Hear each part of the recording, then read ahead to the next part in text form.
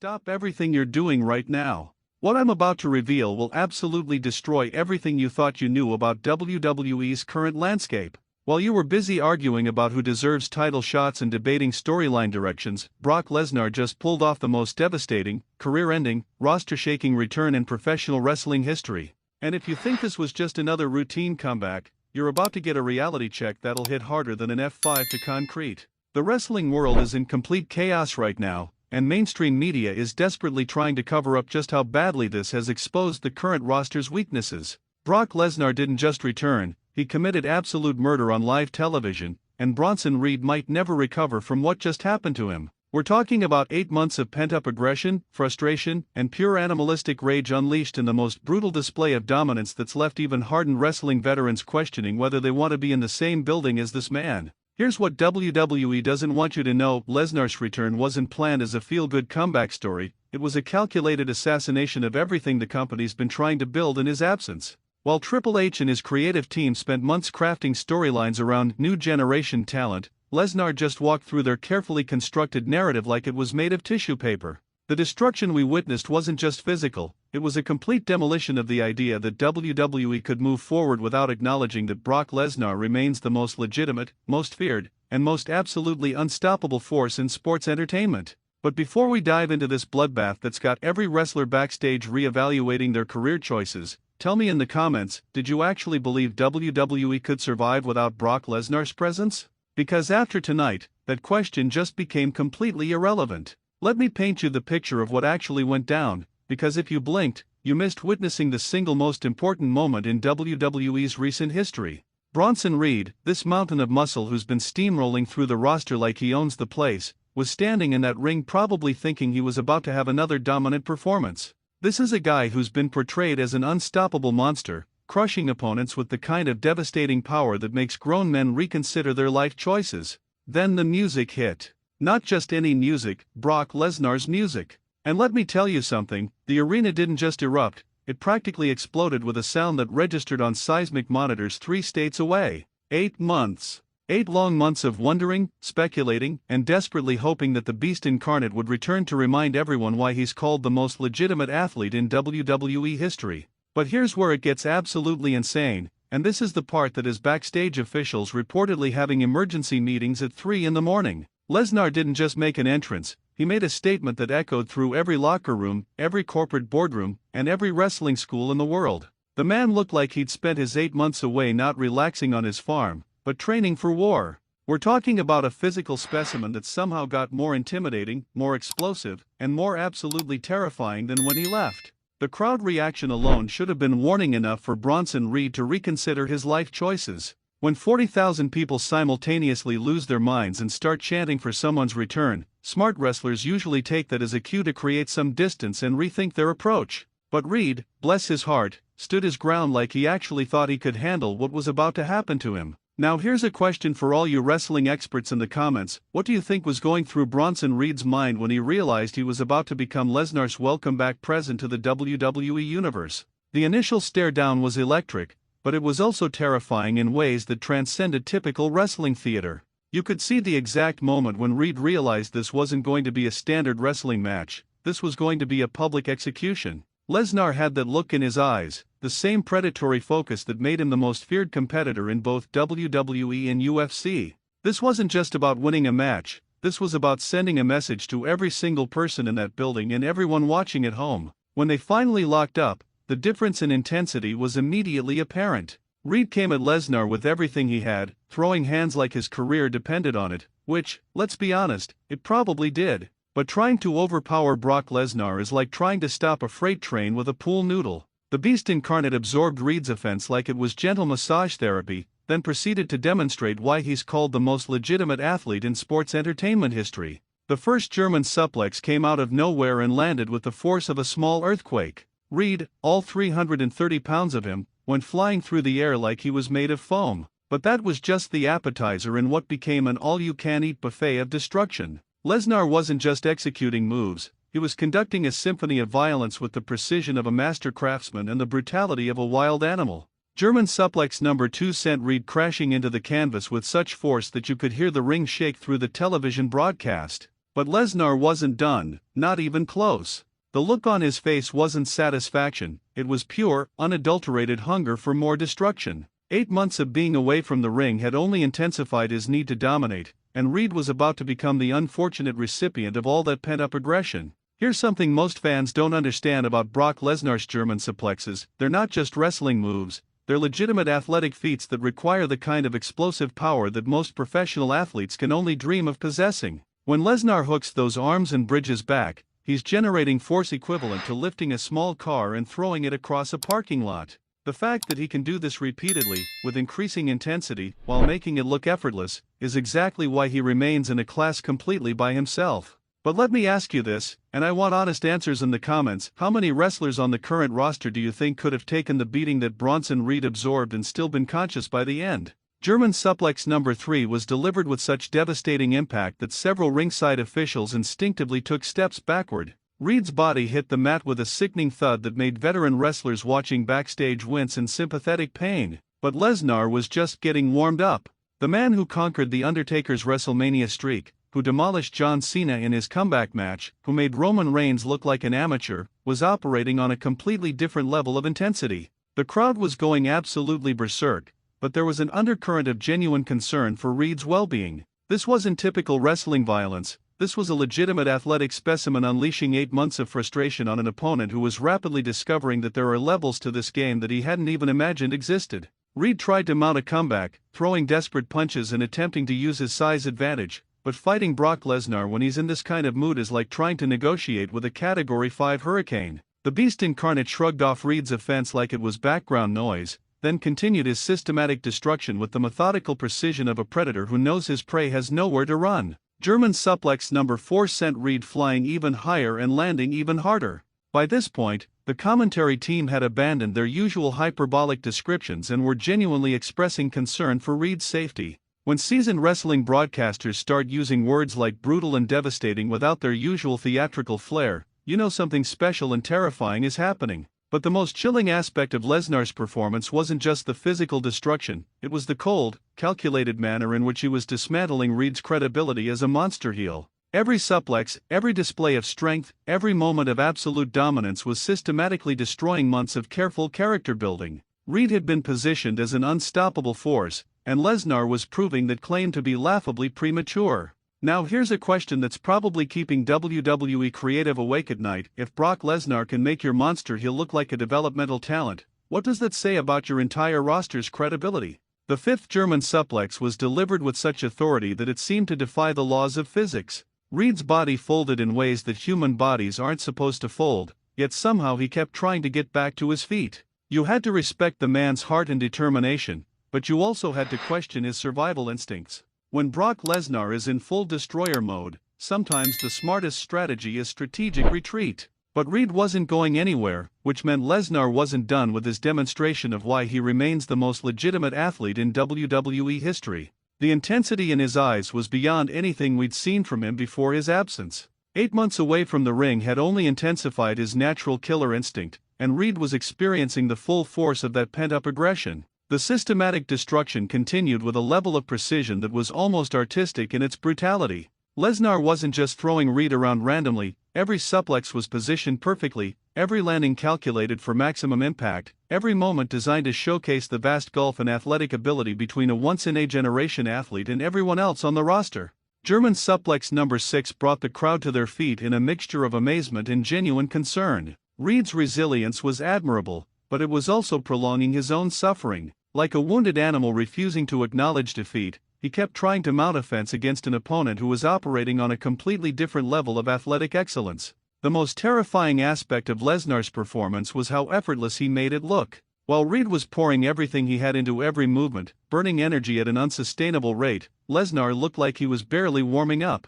This is the difference between a legitimate athletic specimen and everyone else: the ability to operate at maximum intensity while making it appear routine. Here's something I want you to think about and discuss in the comments: how do you build credible challengers for someone who can make your most dominant monster heels look like enhancement talent? By the 7th German suplex, even the most hardcore Lesnar fans were starting to feel sympathy for Bronson Reed. The man was taking a beating that would have hospitalized most people, yet he kept trying to fight back with a courage that was either admirable or foolish, possibly both. But courage doesn't overcome the kind of athletic supremacy that Lesnar brings to every encounter. The crowd was chanting "Suplex City" with religious fervor, but there was an underlying tension about just how far this beating would go. Reed wasn't just losing a match, he was being systematically destroyed by a force of nature that operates according to its own rules. Every impact, every throw, every display of dominance was reinforcing the message that Brock Lesnar exists in his own category. What made this beatdown particularly devastating was how it exposed the artificial nature of Reed's monster push. Against regular roster members, Reed looked unstoppable because of his size and power advantage. But against someone with legitimate athletic credentials and real-world fighting experience, those advantages evaporated like morning mist. Lesnar wasn't just winning, he was providing a masterclass in the difference between manufactured toughness and genuine athletic supremacy. The eighth German suplex sent Reed crashing with such force that the ring apron shook visibly. At this point, veteran wrestlers watching backstage were probably grateful they weren't the ones in Reed's position. There's taking your lumps as part of the business, and then there's enduring the kind of systematic destruction that changes how you view your own mortality. But Lesnar still wasn't satisfied. The look in his eyes suggested this was just the preliminary course in a multi-course meal of destruction. 8 months of absence had created a hunger for dominance that wouldn't be satisfied by a simple victory. This required complete and total annihilation of any doubt about who remains the apex predator in WWE. Reed's attempts at offense were becoming increasingly desperate and less effective. When you're being ragdolled by someone who treats your body weight like it's a minor inconvenience, traditional wrestling strategy goes out the window. This wasn't about technical wrestling or storytelling, this was about raw,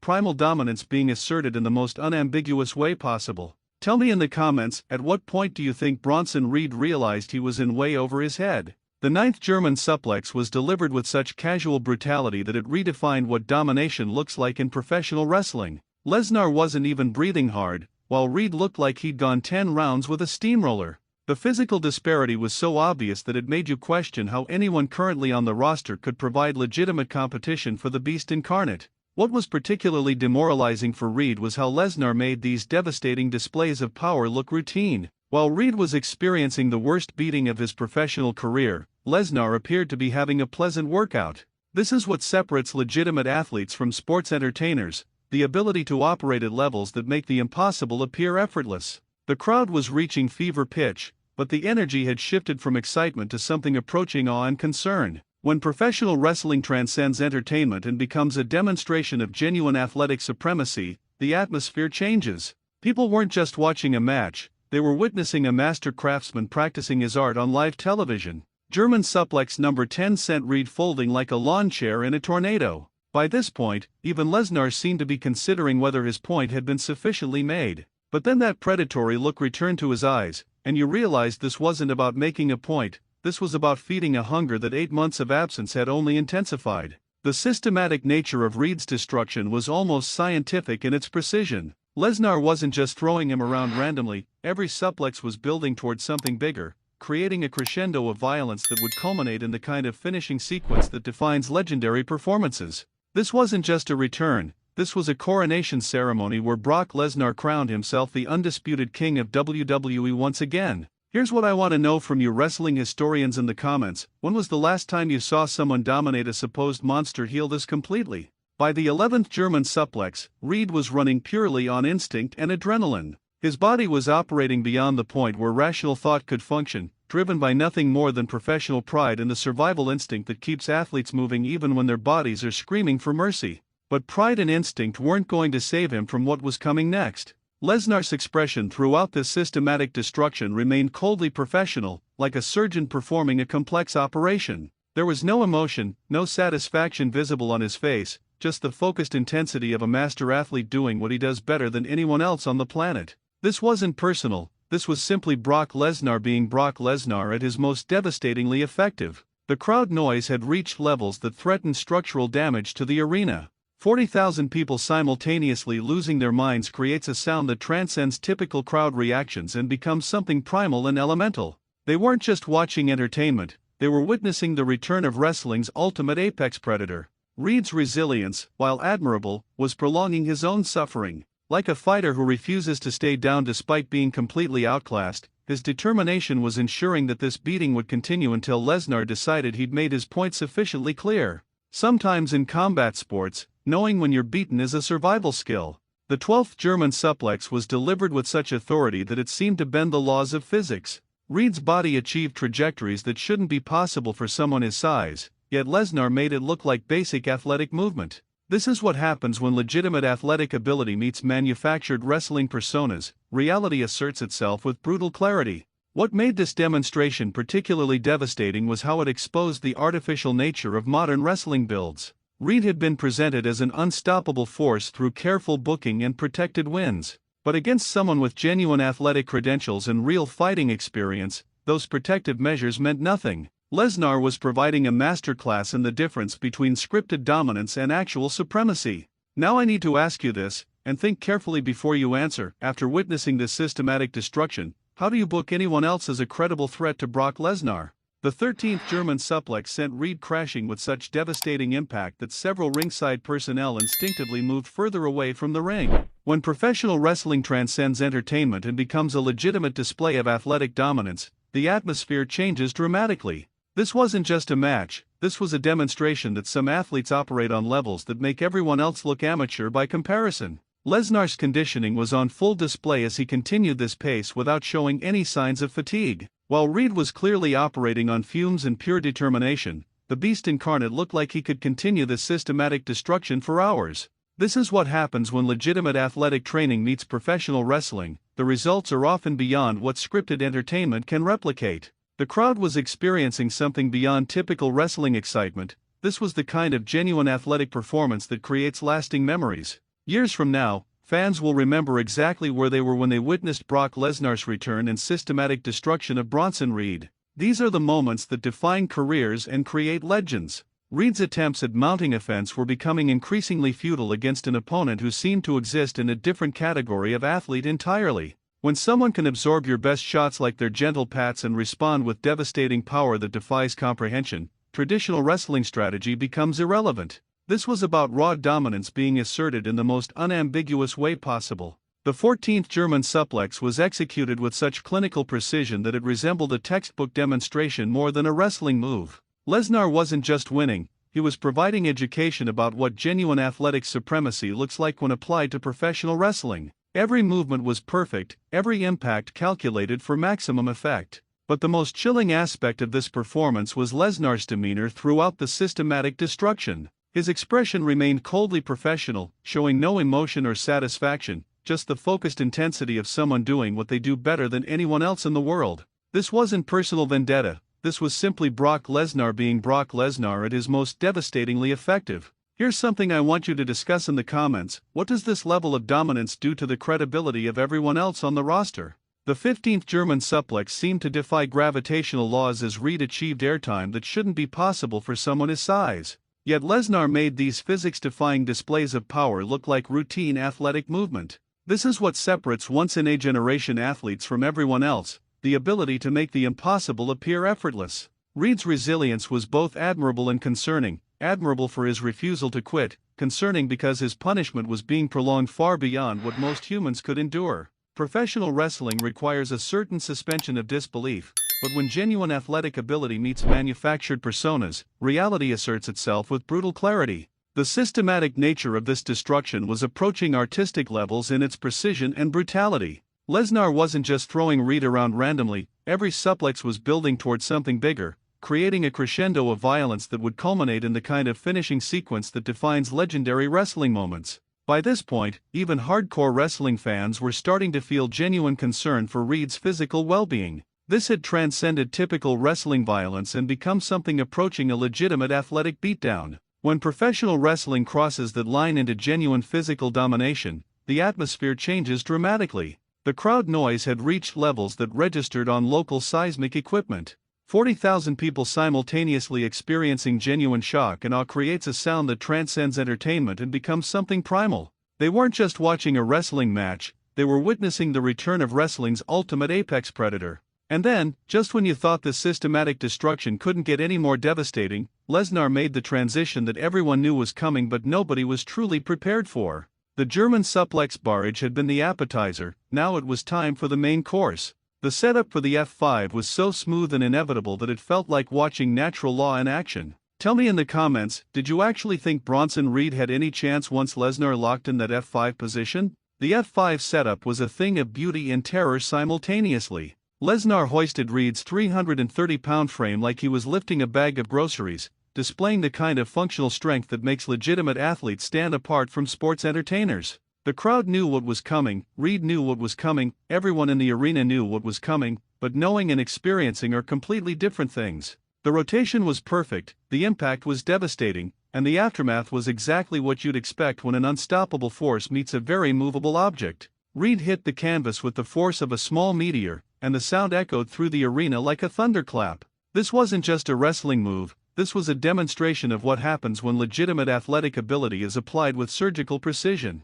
The 3 count was academic at that point. Reed wasn't kicking out of anything after absorbing that level of punishment. The referee's hand hitting the mat for the 3rd time was merely a formality. The match had been decided from the moment Lesnar's music hit and Reed made the mistake of not immediately heading for the nearest exit. But here's what made this return truly significant: it wasn't just about one match or one beatdown. Lesnar had just sent a message to every single person in WWE that his 8-month absence hadn't weakened him. It had only intensified his hunger for dominance. Every wrestler watching Backstage had just been reminded that there are levels to this business that most people never reach. The aftermath was almost as devastating as the match itself. As Lesnar stood over Reed's motionless form, arms raised in victory, the visual told the entire story of WWE's current power structure. No amount of creative booking or promotional push could overcome the reality of what everyone had just witnessed. When genuine athletic supremacy meets manufactured wrestling personas, there's no contest. Here's my final question for you, and this one's important. After witnessing this complete systematic destruction, who on the current WWE roster do you honestly believe could provide legitimate competition for Brock Lesnar? The implications of this return extend far beyond one devastating match. Lesnar hasn't just announced his comeback, he's reset the entire landscape of WWE by demonstrating that his 8-month absence was merely a brief intermission in his ongoing dominance. Every storyline, every push, every carefully crafted narrative now has to account for the reality that the Beast Incarnate is back and more devastating than ever. This wasn't just Brock Lesnar returning to WWE, this was the wrestling equivalent of a natural disaster reminding everyone that some forces of nature can't be controlled, only survived. Reed learned that lesson the hard way, and every other wrestler on the roster just got a very clear demonstration of what awaits anyone foolish enough to step into the ring with the most legitimate athlete in sports entertainment history. The Beast is back, hungrier than ever, and the WWE Universe just got reminded why Brock Lesnar remains in a category completely by himself. If you thought tonight's story was wild, trust me, what happens next will blow your mind. So don't stop now. Click on the video right here on your screen to continue the chaos, the drama, and the inside scoop only we deliver. And if you haven't already, hit that subscribe button, give this video a like, and join the wrestling newsletter family where the real stories of WWE come to life. See you in the next one.